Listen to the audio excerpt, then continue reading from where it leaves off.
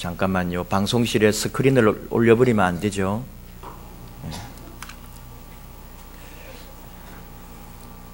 그런 일이 있는데 사인을 지금 다른 분이 아마 잘못 본 것 같아요. 제18대 대통령 선거가 박근혜 당선자를 내므로 끝이 났습니다. 이 결과에 만족하시는 분도 있고 또 나라가 더 위기에 빠졌다고 걱정하는 분들도 있을 거예요. 권력이나 정치라고 하는 것은 거기에 몸담고 있는 사람뿐만 아니라 국민의 생활과 밀접하게 연관이 되어 있어요. 때문에 정치를 결코 소홀히 할 수 없습니다. 우리는 더욱 정치적이어야 합니다. 누가 대통령이 되어도 마찬가지지 뭐. 그래서 투표를 하지 않는 사람이 있다면 그는 국민으로서의 의무를 다하지 못하는 거죠. 절대로 누구나 아무나 대통령이 되어서는 안 될 일입니다. 바른 지도자가 대통령이 되어야 합니다. 물론 각자 그 바른 기준이 다르기 때문에 표를 던지는 사람이 다르겠죠. 내가 옳다고 판단하고 내가 옳다고 생각하는 그 후보에게 나의 한 표를 행사해야 합니다. 이것이 정치 중심적인 나라에 사는 사람의 마땅한 의무입니다.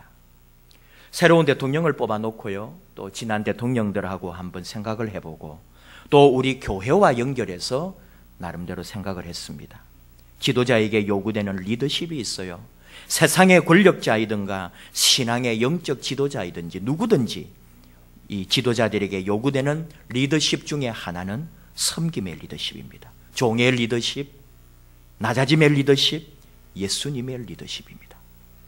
박근혜 대통령 당선자도 마찬가지입니다. 사람들의 비판의 소리에 귀를 기울여야 되겠죠. 공주라고 불립니다.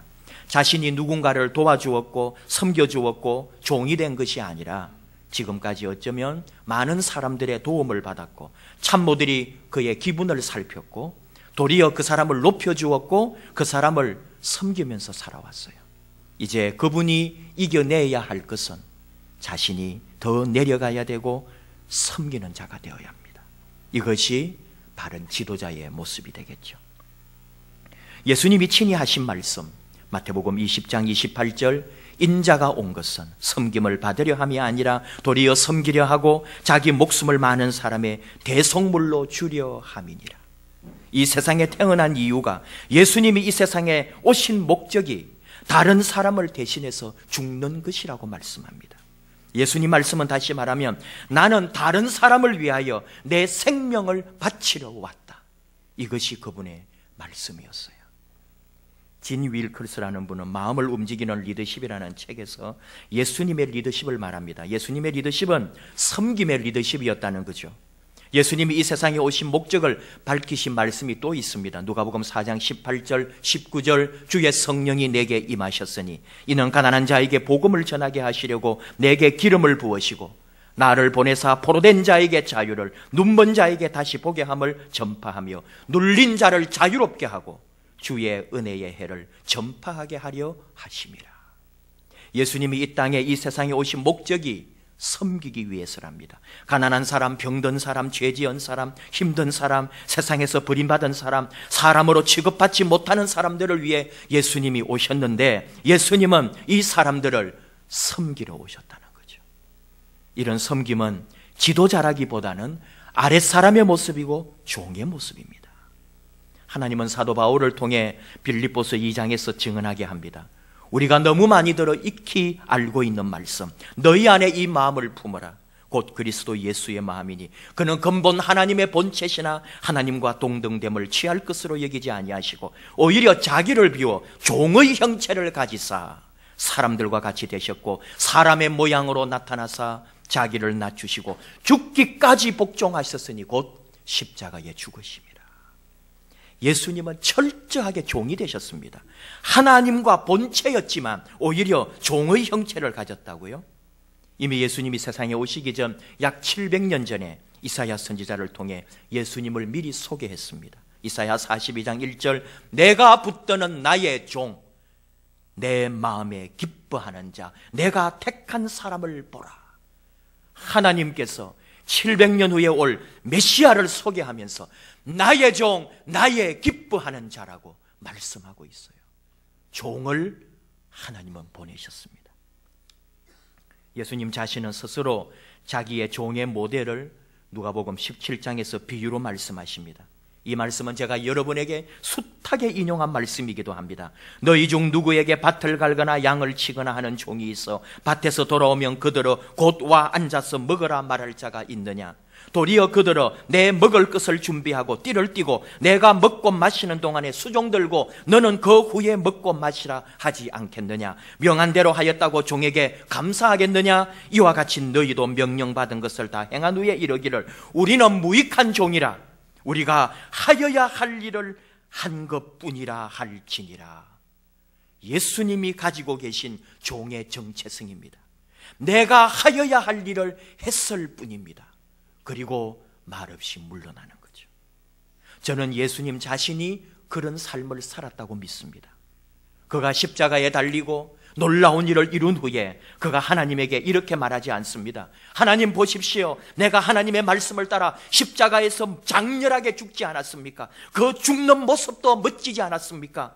저의 죽음으로 결국 세상의 구원을 이루었고 인류의 새 길을 닦았습니다. 죽음조차도 멋지지 않습니까? 하나님 나를 어떻게 보십니까?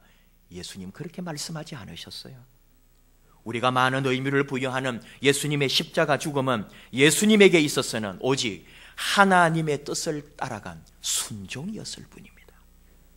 예수님이 하나님께 드릴 말씀은 제가 하여야 할 일을 했을 뿐입니다. 예수님은 이렇게 말씀하셨을 거라고요. 결국은 이런 섬김의 리더십은 사랑 안에 포함되겠죠. 철저하게 사랑으로 행동하신 예수님입니다. 섬기려면 사랑해야 하고 사랑하면 섬기게 되어 있습니다. 예수님이 그러셨습니다. 요한복음 10장 11절 나는 선한 목자라 선한 목자는 양들을 위하여 목숨을 버리거니와. 착하고 선하신 사랑 많은 목자 예수님, 양들을 사랑했기 때문에 양들을 위해서 자기 목숨도 내던지는 사랑의 예수님, 그에게 있어 이 세상 모든 사람은 사랑의 대상이었습니다. 그래서 섬겼습니다. 종이 되었고 가장 낮은 자리에 내려가서 꽃을 피웠습니다. 지난주에 요즘 유행하는 말로 폭풍 흡입이라는 말이 있는데 폭풍 독서를 했다고 할까요? 우연히 알게 된 책을 사자마자 읽는데 눈을 뗄 수가 없어요. 조금 더 읽고 조금만 더 읽고 하다가 책을 놓지를 못하는 거죠. 가장 낮은 데서 피는 꽃. 오늘 설교 제목과 같은 책입니다. 책 이름에서 설교 제목을 그대로 따왔습니다. 필리핀 쓰레기 마을 톤도에서 발견한 희망의 교육이라는 설명이 붙어 있습니다. 그래서 처음에 사실은 교육이라는 말은 들어오지 않았고 쓰레기 마을이라는 말 때문에 책을 샀어요. 일전에 안양제일교회 어느 장로님 한 분이 청년들 단기 선교에 대해서 저하고 얘기를 나누는 중에 반드시 필리핀 쓰레기 마을에 그 쓰레기 섬에 청년들을 단기 선교 보내야 한다고 말씀을 하셨어요. 사실 저는 그때까지 필리핀 쓰레기 마을이나 그 섬이 무엇인지도 몰랐습니다. 그래서 자료를 찾아봤더니 숨이 막힐 정도로 굉장히 놀라운 곳이었고 사람이 산다고 할 수 없을 그런 비참한 삶이 있는 그런 곳이었습니다. 한마디로 옛날 우리 난지도를 생각하면은 난지도에 그 한가운데 천막을 지어놓고 거기서 쓰레기를 뒤져 하루하루 살아가는 사람들, 거기에 또 어린이들이 있는 거죠. 그게 우리 난지도는 완전히 동네를 이루고 살진 않았죠. 여기는 수만 명이 그 안에서 살고 있고 매일 쓰레기차가 와서 쓰레기를 부어대고 산처럼 거대한 쓰레기로 그 동네가, 그 지역이 덮여 있는 거죠. 제가 이 책을 산 이유는 이번 여름에 우리가 결혼하고 있는 인도네시아 그곳에 갈 예정이니까 미리 필리핀 쓰레기 섬에서 봉사하거나 선교하는 사람들로부터 정보를 얻으려고 하는 마음으로 책을 산 거예요. 그랬는데 부끄럽게도 이 책은 그런 내용이 하나도 없었습니다. 필리핀 쓰레기 마을로 알려진 이 톤도에서 교육을 통해 희망의 꽃을 피우는 가장 낮은 곳에 가서 일하고 있는 아름다운 사람들에 대한 이야기였습니다. 이곳에 우리나라 사람 2명이 들어가 살피기 시작했습니다. 그리고 그곳에서 선생님들을 만납니다. 교육센터에서 위대한 교사들을 만납니다. 바로 그 톤도 쓰레기 마을에서 자라서 필리핀 최고 명문대학 국립 필리핀 대학교를 졸업하고 톤도 교육센터로 돌아와서 중학교, 고등학교 과정인 하이스쿨 과정에서 영어를 가르치고 있는 선생님이 있습니다. 이 책은 말합니다. 한국에서는 개천에서 난 용은 대부분 더 이상은 개천을 돌아보지 않는다는 거죠. 가난하게 살면서 어렵게 공부하여 성공하면은 또 대학에 가서 변호사가 되고 의사로 성장하여서 다시는 개천에 돌아오지 않는데, 바로 이 톤도에는 용이 되었다고 하늘로 승천하는 것이 아니라 다시 개천으로 돌아와서 또 다른 용을 길러내려고 한다는 거예요. 우리나라에서 용이 된 사람은 다시는 과거를 돌아보지 않고 그 과거를 뜯어내고 잊어버리려고 하는데, 다시 톤도로 돌아와 사랑하는 그 비참한 아이들, 후배들을 위하여 자신을 내어놓은 그 놀라운 이야기를 하고 있습니다. 이것을 보고서처럼 엮어서 만든 책이 가장 낮은 데서 피는 꽃입니다. 우리 영상을 한번 먼저 보고, 이것은 제가 준비한 게 아니고 다른 교회에서 단기 선교를 다녀와서 찍은 것을 잠깐 보고 이 얘기를 한번 이어가겠습니다.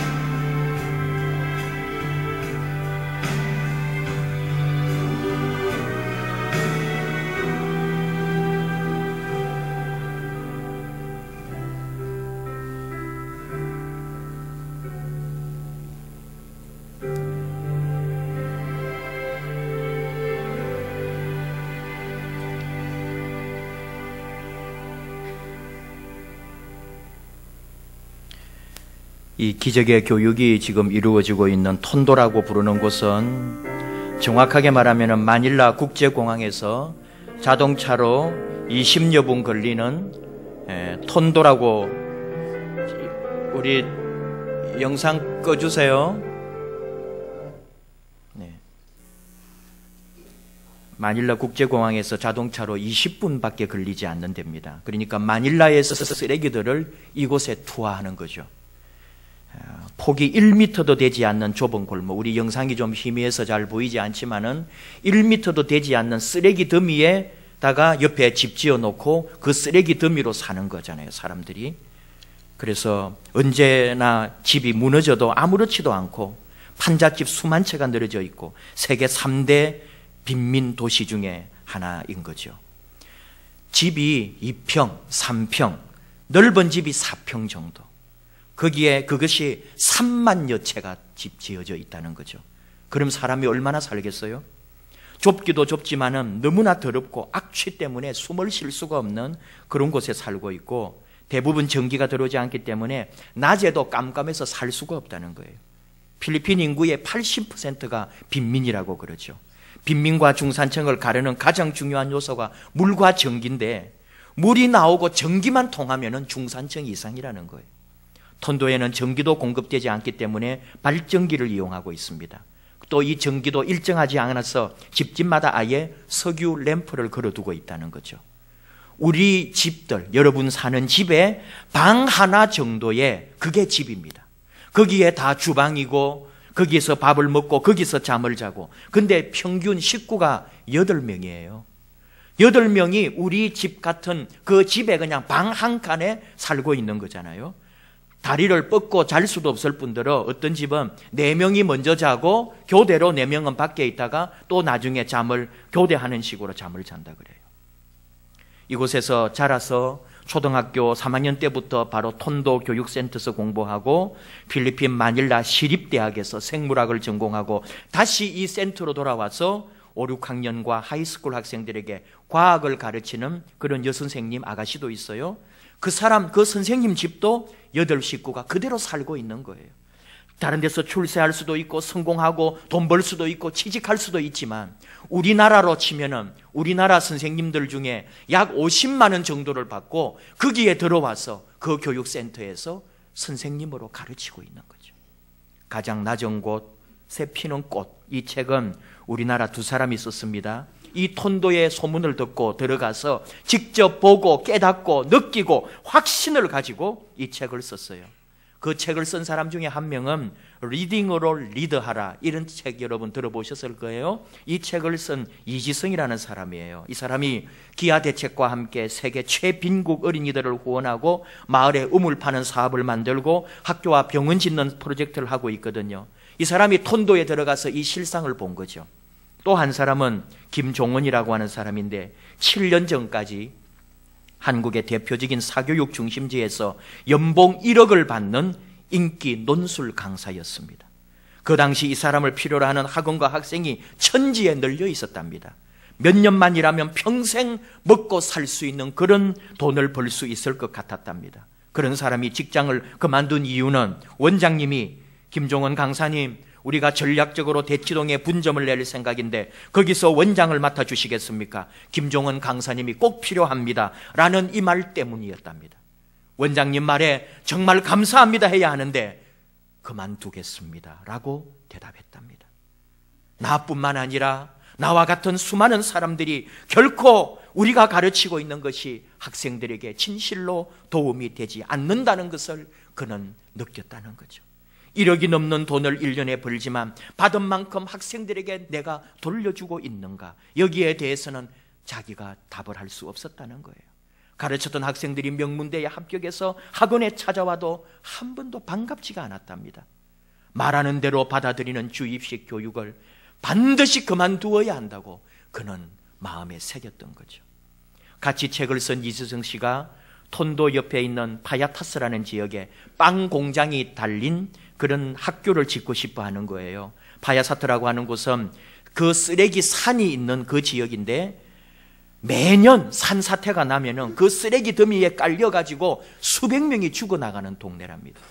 이곳에 약 3만 명 아이들이 쓰레기 더미에서 캐낸 음식물을 씻어서 끓여 먹고 사는 거예요. 그것도 하루에 한 끼 정도를. 너무나 비참해서 그 마을에서 3km 떨어진 곳에 공립학교가 있지만 아이들이 그 3km를 걸어갈 힘마저 없어서 학교를 못 가는 거죠. 반드시 빵 공장이 딸려 있는 학교가 절실히 필요해서 이희성 씨가 김종원 선생에게 연락을 해서 서로 마음이 통한 거예요. 우리가 톤도로 직접 가서 보고 거기서 깨달은 걸 책으로 한번 만들자. 그리고 그 책값으로 모든 인세를 톤도에 기부하자. 그리고 빵 공장 딸린 학교를 한번 지어보자. 그래서 이 책을 쓰게 된 거예요. 자기들이 직접 보았고 느꼈고 같이 살면서 그곳 아이들과 같이 잠을 자고 뒹굴면서 깨닫고 본 것을, 그리고 그 톤도 교육센터에서 낮은 곳에서 일하고 있는 그 놀라운 선생님들을 보면서 이 책을 쓴 거죠. 그리고 조심스럽게 우리나라 교육에 대해서도 말합니다. 톤도에서 우리나라 교육의 희망을 발견해 보는 거예요. 톤도 센터에서 함께 밥을 먹고 잠을 자면서 이게 진짜다, 이것을 확신하고 톤도에서 찾은 교육법을 작게는 한 지역에서 또 그 크게는 나라의 운명까지도 바꾸지 않을까, 그 작은 소망으로 지금 또 일을 시작하는 거죠. 교과서에 쓰인 지식이 아니라 가슴에 쓰인 마음이 중요하다고. 톤도에서 찾은 그 마음들, 그곳에서 가르치고 있는 정서와 인성과 성격과 지능과 자존감들을 그 아이들에게 영향을 긍정적으로 공급해주고 그 아이들의 변화를 위해 힘쓰는 교육센터를 보면서 나름대로 이 글을 썼다는 거죠. 여러분, 우리가 흔히 하는 말이지만 우리나라 교육열은 세계 최고를 자랑합니다. 그에 못지않게 세계 최고를 자랑하는 것이 청소년 자살, 가출, 범죄율입니다. 공부는 잘하지만 결코 행복하지 않은 아이들, 꿈을 키워가야 될 교실에서 아이들은 경쟁하고 좌절하고 분노하고 미움을 키워나가고 있잖아요. 그로 인한 결과는 교사에 대한 반항, 부모에 대한 우원함, 학교 폭력, 왕따, 자살. 톤도에서는 성적에 연연하지 않고 공부를 잘하는 아이가 잘 못하는 아이와 함께 서로 도와가며 공부를 하고 공부를 즐기고 있습니다. 우리 아이들은 공부에 치여 학원을 전전해가고 불행하다고 느낄 때에 톤도의 아이들은 비록 쓰레기 더미에서 살지만 공부가 재미있고 그곳에서 살아가는 자부감을 가지고 있다는 거예요. 그 원동력이 어디서 올까? 이희성 씨는 그 해답을 사랑에서 찾았습니다. 그 사랑이 어떤 사랑인가?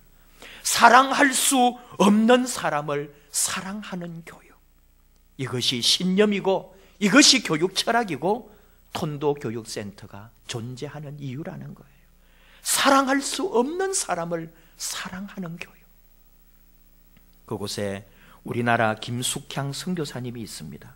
독신으로 살려고 그곳에 들어갔는데 그곳에서 필리핀 조직 통역배 두목으로 전과 34범이었고 사형수였다가 풀려나서 목사가 된 호세 발라이스라는 사람을 만나 결혼하게 됩니다.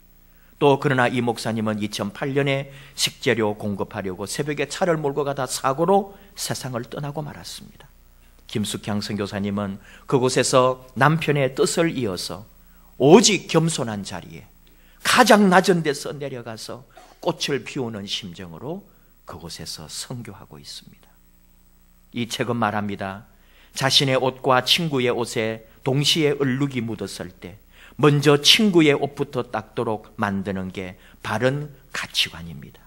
돈과 쓰레기가 땅에 떨어져 있을 때 돈이 아닌 쓰레기를 먼저 줍도록 하는 것이 가치관입니다. 여러분, 내일 모레면은 우리 예수님이 이 땅에 오신 성탄절입니다. 책 얘기를 좀 길게 했습니다. 우리가 잘 아는 성경보다도 어쩌면 한 권의 책이 우리 마음을, 우리 인생을 바꿀 수 있기 때문이죠. 예수님은 가장 낮은 곳, 더 이상 내려갈 수 없는 가장 바닥, 구유의 니였습니다.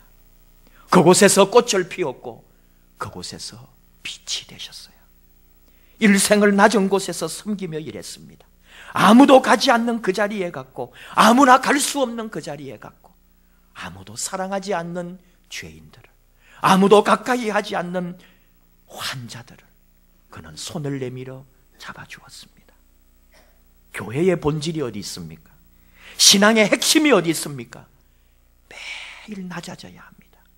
낮아지고 또 낮아져서 다른 사람의 먹이가 되도록 구유에 누워 계신 예수님처럼 우리도 누군가의 생명을 대신할 만큼 예수님처럼 그 자리에 내려가는 것, 이것이 성탄을 기다리는 우리 성도들의 믿음이어야 되고 이 가슴을 품고 사는 그리스도인이 되어야 한다는 거죠. 말이 아니라 삶으로 매 순간 낮은 자리로, 힘든 자리로, 아무도 가지 않는 그 자리로, 힘들고 고난의 자리에 기꺼이 가서 손을 내밀고 사랑으로 다가가는 저와 여러분, 예수님 닮는 하나님의 자녀들 되시기를 축복합니다. 기도하십시다.